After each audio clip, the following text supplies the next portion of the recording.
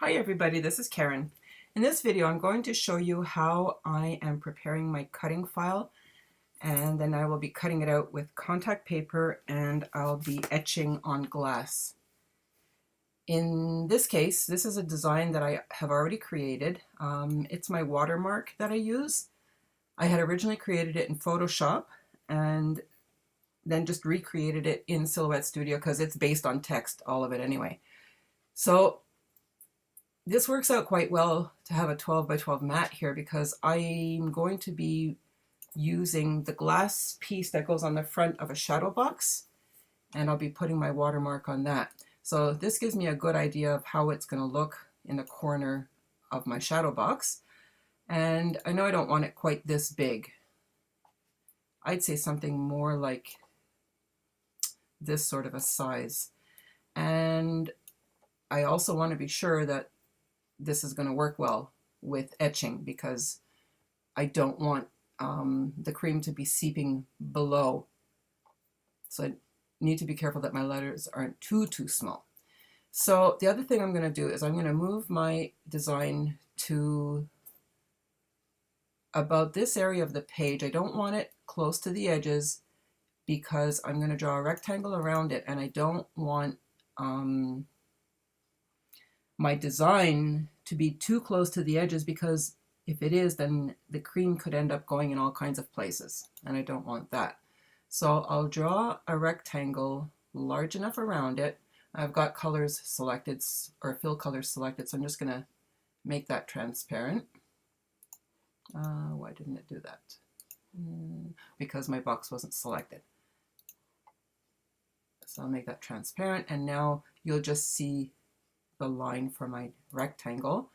Now I'm going to check my piece of contact paper that I'm using. I'm only using a little scrap because that's all I need. So it's, I'd say, 8 inches wide. So I want to make sure that my rectangle is not wider than 8 inches. So let's say about there. And then I'll place my design in the middle. I mean, this can be longer, but I don't want it to be wider. So I'm going to group this together. Actually, maybe I'll center them and then I'll group them, so that my design is in the center of the rectangle, and then I'll group them. And move this over to about there on my mat. Because I'm using a smaller piece of contact paper, I will be using a mat. So I'm going to put that onto my mat and then cut it on my machine.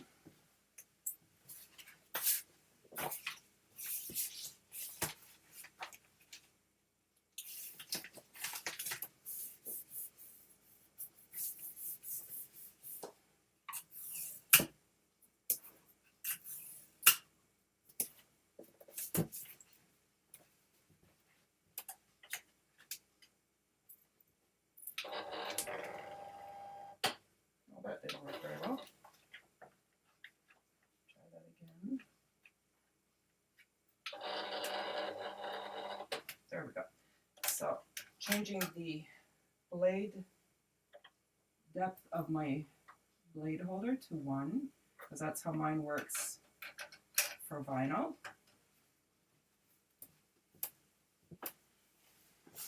And in the software, once I click cut, I will change my settings, and I'm going to create a setting for contact paper. I'm going to make it just a little bit less than I have for regular vinyl, which is over here. And I'm going to set that to, let's say, a 6, and a blade depth of 1, and a speed of 8. And I will call that contact paper.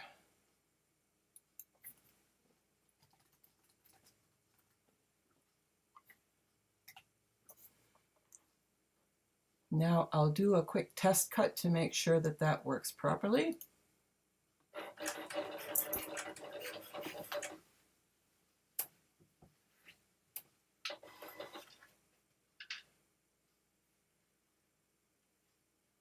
Now where did it cut?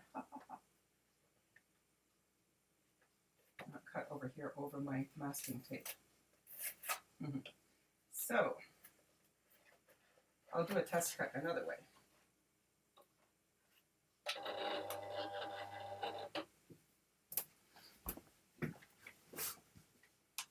I'll just draw a circle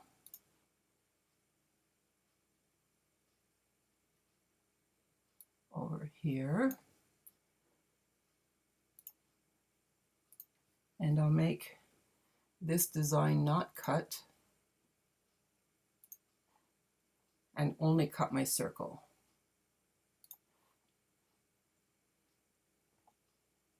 But now this is wrong. So I need to change my settings and choose contact paper. I'm gonna, because I haven't cut it yet, that's why it hasn't saved this. So I'll just go back and put this down to a 7, this to a 1, and this stays as 8. And I'm using a cutting mat, and I'll do a test cut. Well, that's wrong. I wanted to cut my circle. So I'll do that again. I'll cut my circle. Go over to the machine.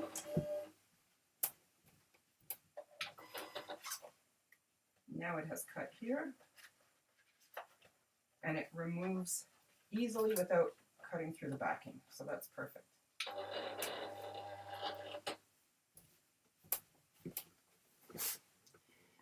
I'll just remove this circle now, change my settings back to cut.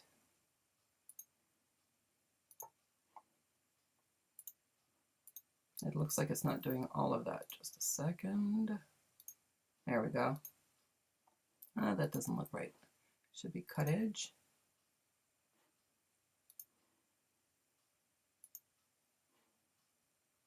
Oh, that's right. Okay. There we go. And now I will cut my design.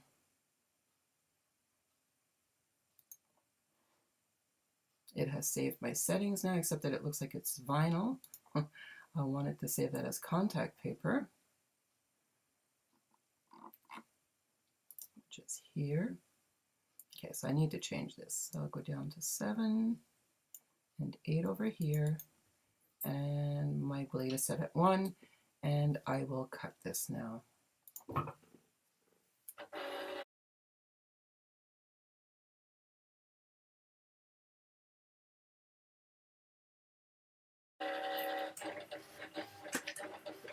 Okay, so now it's cutting through the letters, and it's almost done.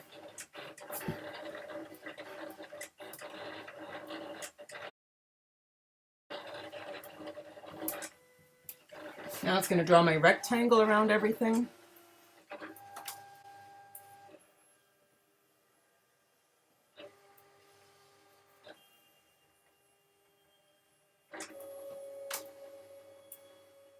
And we're good to go.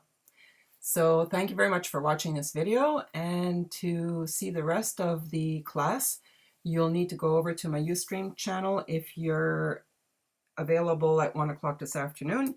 If not, the video will be transferred over to YouTube afterwards. Thanks so much for watching.